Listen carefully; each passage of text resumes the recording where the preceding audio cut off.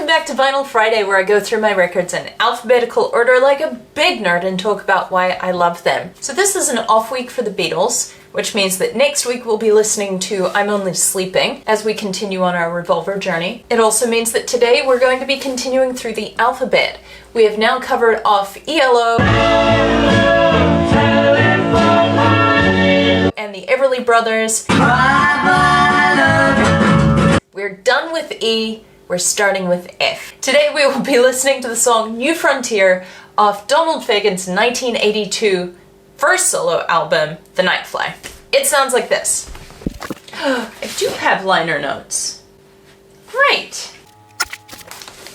Home taping is killing music.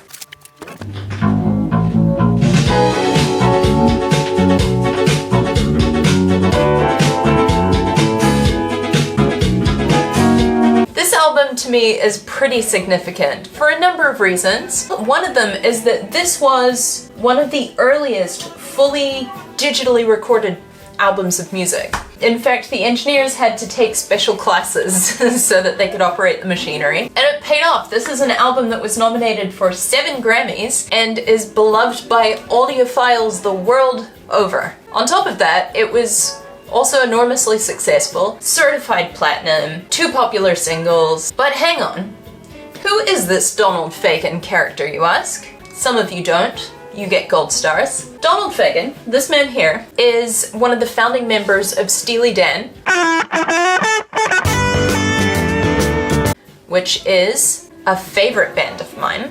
And The Nightfly is the first album that he made following the breakup of Steely Dan. So let's back up a little bit. Let's rewind this. What happened right before this album was made? Here's what. Steely Dan put out an album in 1980 called Gaucho. It was very popular. It had tracks like Hey 19 on it.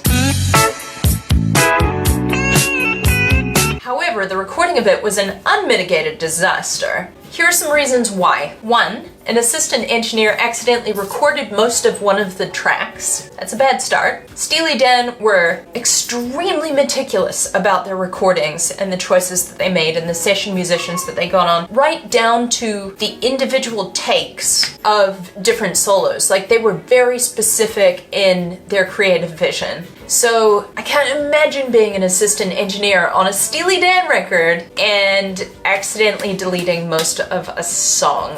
It's firing material. Fortunately, a recording was rediscovered in 2020, so that song is now available for us to listen to.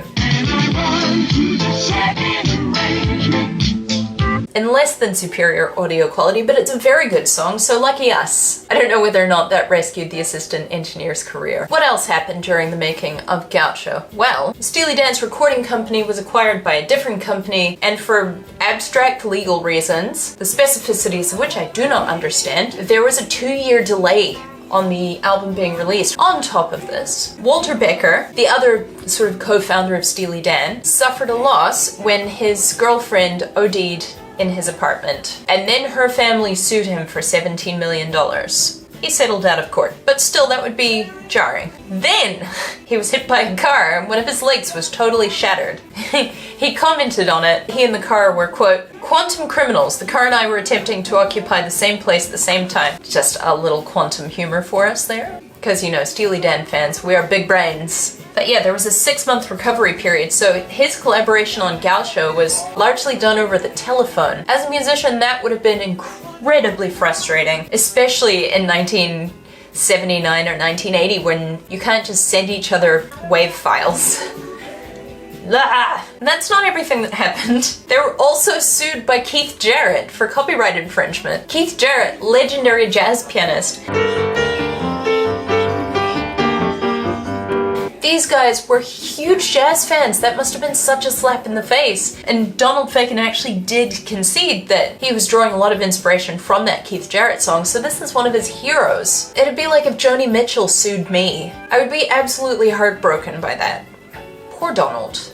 After all of that, the band went, you know what, let's go on hiatus, which they did for a long time. And that is why we have Donald Fagen's solo effort, The Nightfly. I don't remember when I bought this album, but I will admit that the first time I listened to it, I did feel like it was a sort of bonus Steely Dan album from one of their greatest eras. In that sense, it does kind of feel like we're coming in the back door to do a sneaky Steely Dan bonus episode. Because truthfully, this album does have a lot in common with some of the later Steely Dan tracks. It was put together with a similar model as some of the later Steely Dan albums, so they brought in a bunch of session musicians. I think in the liner notes there are like 31 different session musicians. He brought in different drummers, different bassists, different guitarists, so that each track was perfect and each artist was perfectly suited to that track. This is a thing that Steely Dan was renowned for. It also has a very similar sound, this album, to Steely Dan. It's got that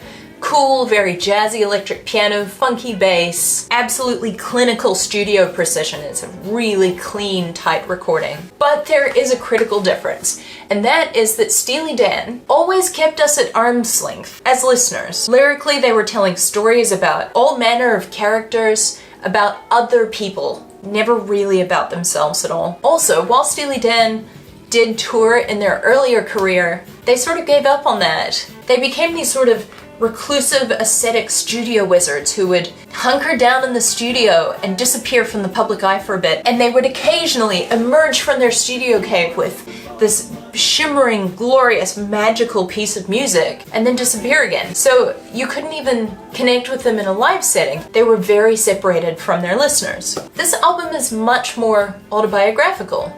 Intentionally. In an interview, Donald Fagen made the comment, "I actually tried to write these new songs with as little irony as possible. I guess Walter's lyrics," that's Walter Becker, "tend to have a little more bite than mine, to be more detached. I wanted this album to be a little brighter and a little lighter than a Steely Dan record. I wanted it to be more fun to listen to." And that it is. The song that we're going to be listening to today is really fun. The liner notes that I just discovered also say, "Note, the songs on this album represent certain fantasies that might have been entertained by a young man growing up in the remote suburbs of a northeastern city during the late 50s and early 60s, i.e. one of my general height, weight, and build." So, you know, I suppose he is being pretty explicit that this is about himself, that he's really opening himself up to the listeners, and in that sense, totally deviating from the Steely Dan model. Given all of this, the album's cover is perfect. It depicts Donald Fagen as this late-night radio DJ. He's got an ashtray filled with cigarette butts. The time is 4:10, presumably AM. He's speaking into a microphone, and there is a disc on the turntable. On the back is a little suburban neighborhood.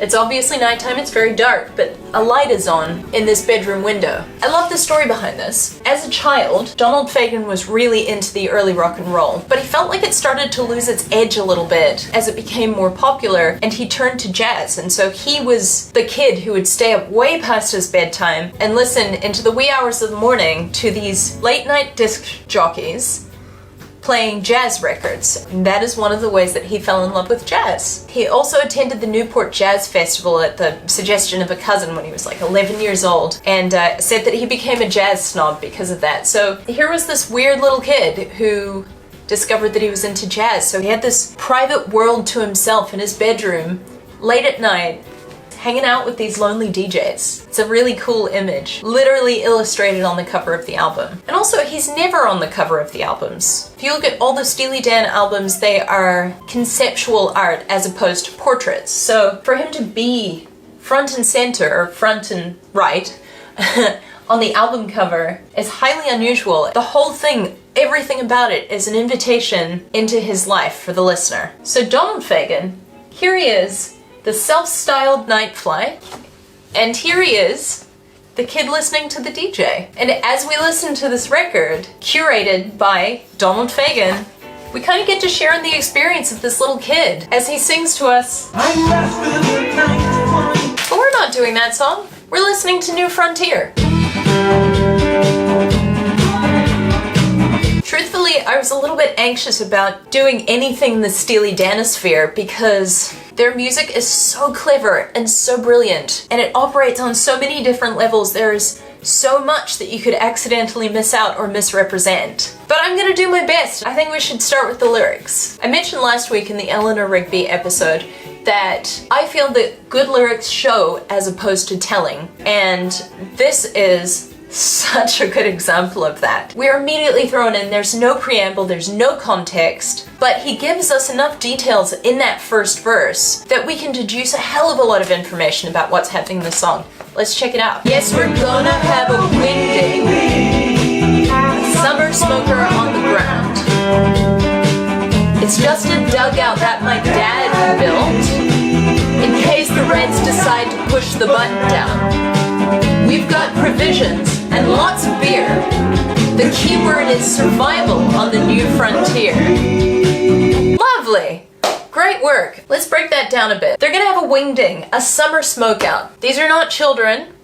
They're not adults. They're probably young adults. Especially as you're hearing that they've got lots of beer. That's not really something that adults say when they're having a party. We've got lots of beer. Like as a selling point. We've got our line about the dugout and the Reds. It situates us not only in this kid's backyard, but also firmly in the middle of the Cold War. Editor Nancy here. Some of you may have experiences similar to Donald Fagen's in this respect. As somebody who was born much later than Donald Fagen, I didn't really have a good sense of what it might feel like to have grown up in that historical context. So I called a family friend who is just a few years older than Donald Fagen, and she very graciously shared some of her experience with me. So for those of you who, like me, are quite far removed from that period in history, here's a little bit of that conversation. So the question that I have for you is, what were your experiences of growing up as a young person under the sort of imminent threat of nuclear war? Well, I was born in 1945, just as the war was ending, and my dad was a pilot in England during the war. You know, I knew bits and pieces about the war, but it was like an adventure story. Right. Those are the days when parents didn't tell kids anything that was going to scare them. So, although we knew it existed, the only effect of the atomic bomb was that when we were in primary school, we would occasionally have these practice drills. If a bomb landed anywhere in our vicinity, we would have to get underneath our desk and cover our eyes. I can't say that we were frightened. In fact, it was fun, and it was a break from the school routine. Okay, that's really interesting. So you had no understanding of what it was that you were practicing for? Well, they told us just in case a bomb was dropped, but that didn't mean anything to us really as kids. I suppose that was quite an abstract concept for you. It was an abstract concept, and like I say, adults didn't try to scare kids in those days. So in fact, they would avoid saying things that would make them scared. Right. I don't remember having any real worries about it as a little kid. It wasn't until I got into my teens and I had more understanding. I should get on with my video today, and I'll let you get on with your day.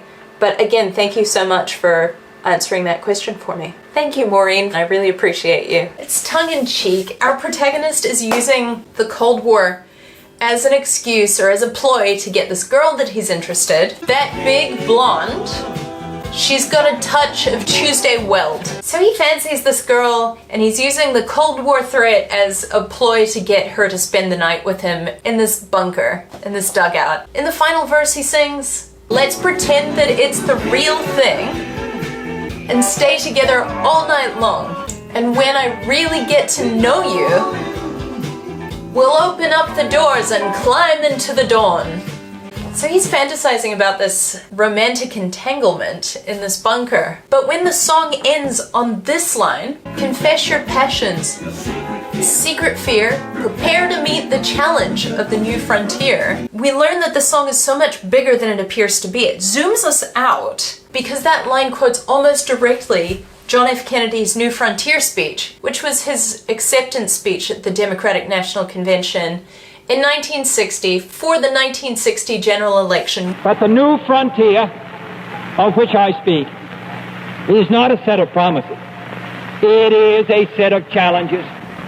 It sums up not what I intend to offer to the American people, but what I intend to ask of them. Spoiler alert, he won! It is, interestingly, a speech that anticipates the massive change and upheaval that American society is about to experience. It's like he's cutting the ribbon on the 60s. So it must be kind of interesting for Donald Fagen to be singing that in retrospect, having lived through that upheaval and having had his life changed by it as a young person. The young person in this song is singing, well, I can't wait till I move to the city, till I finally make up my mind to learn design and study overseas. That was his intention, but he ended up going to college and becoming kind of swept up by the counterculture scene. That is how he ended up in an extremely famous band. So in a way, his life kind of represents and is a product of that upheaval that Kennedy anticipated. Taking it back in the context of the song though, this new frontier refers not only to the setting that he is in presently, with the thread of Cold War hanging over his head, but also the new frontier of young adulthood. He's experiencing a burgeoning sexuality. He is maybe about to go into his first sexual encounter. Oddly enough, there's a song about this exact scenario in the movie Grease 2. Let's do it for our country wants us to. Donald Fagen does it better in my eyes. When you hear the line, let's pretend that it's the real thing, you don't know as the listener whether he's talking about the nuclear bomb or adulthood. They're playing at being adults, they're testing the waters, it's a new frontier.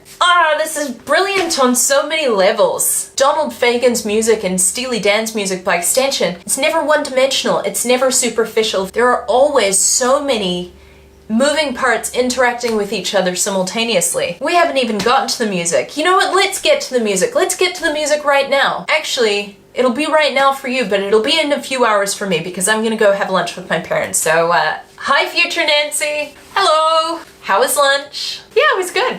Nice. I'll hand over to you. Cool, thank you. Where are we up to? The music. We were talking about music. Okay, the first thing about this song is that I think it sounds one hell of a lot like the Billy Joel song My Life from 1978. So relatively contemporary.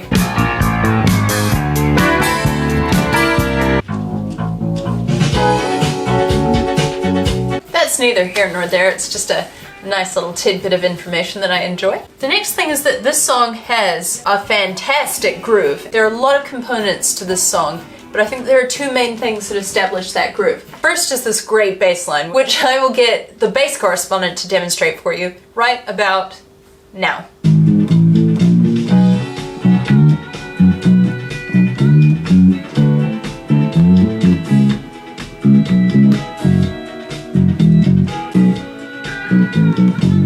The next thing is that there's this like bouncy, hoppy little synth happening, like this.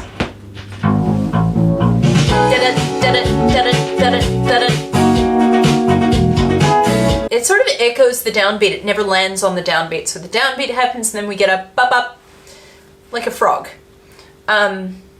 Exactly like a frog. So if this is the downbeat, it goes da da da da da da da da da. You get it. You're smart. You and your big Steely Dan brains. That gives the song a kind of like frenetic, fizzing, bouncy energy. The bass part is really funky and it makes good use of silence. So the silent moments in the bass line are just as important as the notes because the gaps are what establish the rhythm, and also there are so many things happening simultaneously on this song, which we'll come back to in just a sec, that everyone needs to be making room for everyone else, otherwise it's a cacophony. That's one of the genius things about Donald Fagen and about Steely Dan in general. They have the capacity to incorporate all of these different elements without ever making you feel like there's just too much going on, without you being overwhelmed as the listener. Let's make this brighter. On the other hand, there's this little piano fill that comes in, and that's quite lethargic almost, like this. Yeah, it's kind of lazy, kind of languorous. I really feel like those two elements together encompass what adolescence feels like. You know, you've got this sort of like fizzing, bouncing energy, you're new to life, you're taking in so many new experiences, just brimming with energy. Yeah, fizzing. Just like that. It's the technical term. And at the same time, I don't know if you had this, but when I was an adolescent, I felt very lethargic a lot of the time. I think that it is physically exhausting for your body to grow, to literally grow. So yeah, for me, adolescence was both of those things where I was just like, my mind was being constantly blown. I was being exposed to all of this new music, new information, new movies, things that just tickle your brain in ways that it's never been tickled before. I think I've told this story before on the channel, but it was over a year ago, so as long as you're not binging all of them right now, it's probably new information to you. Or it's so far in the recesses of your mind that it'll feel like new information. A couple of years ago, I was working at this guy's house. He lived there with his two sons, who were about 12 and 13, or 13 and 14. Nobody was going to be home while I was at work, but the two sons were going to be coming home from school while I was in the middle of my job. So they show up at the door, and the courier has left a package behind for them. It's the DVD to Rocket Man, which had just come out at the time. And these kids were thrilled to bits about this Elton John film that had shown up in the mail. And so I was making conversation with them, and I said, oh, that was a good movie, right? And they were like, you've heard of Elton John? I said, yes, I have. I love Elton John. They said, yeah, he's great. Have you heard of Queen? I was like, yes, I have heard of Queen. Queen is also great. Yeah, they're great. And then they went and did their own thing, and then they came back a few minutes later and they were like, have you heard of the Beatles?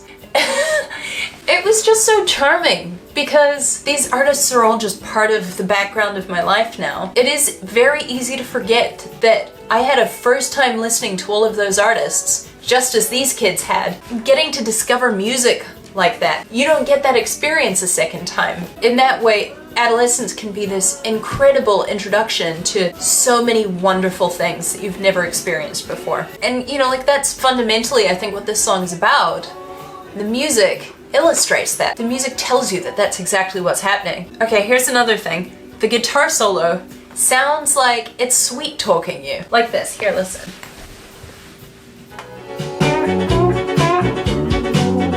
It's so gentle. I believe Larry Carlton is playing guitar on this track. Yeah, he played on a lot of Steely Dan recordings. He's one of those session musicians.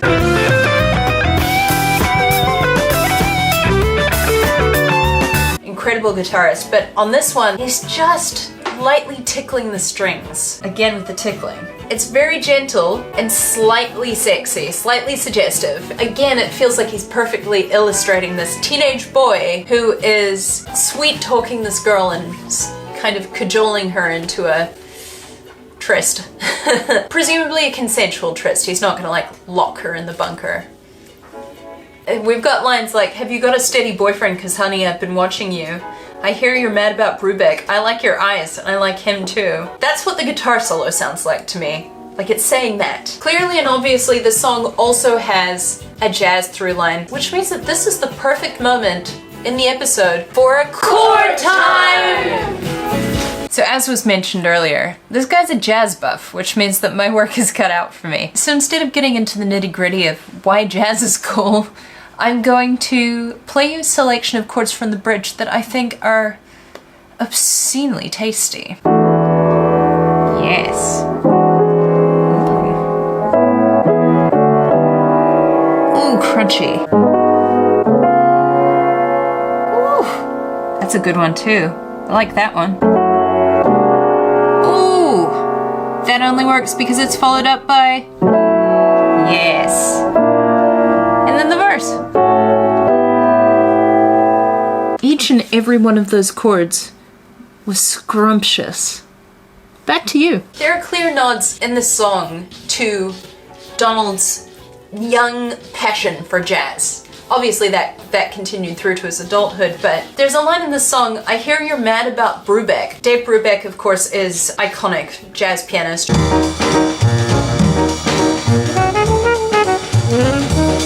So again, this sort of harkens back to his youth. He was the jazz snob as a kid, and the sort of fantastical young woman of his teenage dreams is blonde and busty and really into jazz. In sum, this is a song.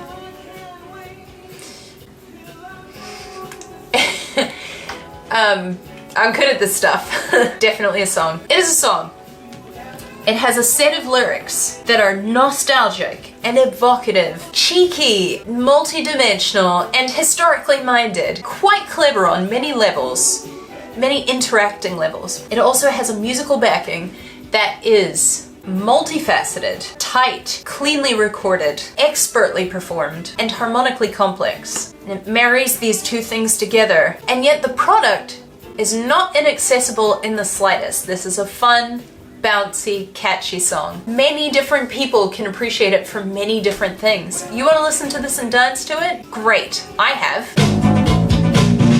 If you want to sit down and tease out all of the historical references in this track, you can also do that. It is a special skill to be able to write great lyrics, write great music, do very, very clever things with them, and still produce a top 100 hit. The dream. Now, the afterword to this album is a little bit of a bummer. Don't worry, Donald Fagen is still alive, but pretty much immediately after the release of this album, he had a breakdown, panic attacks and paranoia, morbid thoughts. He did a lot of therapy, which is good for him. Well done, Donald. I endorse this message. He kind of shied away from the public eye, even more than he already had. Very difficult to find any footage of because he basically never appeared on camera. This is pretty much the only thing I was able to find. Hi, I'm Donald Fagen of Steely Dan. You know, we won those Grammys that time. Anyway, in high school I had a fantastic music teacher, Mr. Chauncey Corwin Chatton, and without his encouragement, telling me to practice, I wouldn't be where I am today. Your work is very important, you teachers and administrators, so keep up the good work. Important messaging, yes. I wouldn't be where I am if it weren't for my high school jazz band leader, so he's not wrong. But fortunately, he sort of re-emerged in the 90s. Steely Dan had a reunion, they did some more music stuff together, they toured a bunch. I got to see them in 2007, it was magical. And I suppose the last thing to mention about this album was because it came out in 1982, they made a music video for this song because MTV was now a going concern. So all of the little clips of teenagers entering a dugout, those are from the music video for this song. Yeah.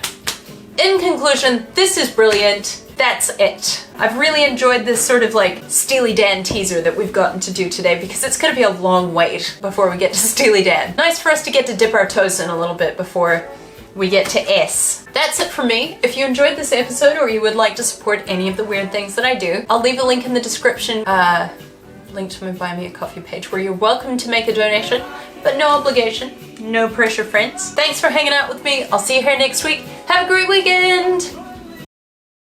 Yes, nope. That's not when it comes in. This album is, in my mind, hugely important. No. No, it's not. Home taping is killing music.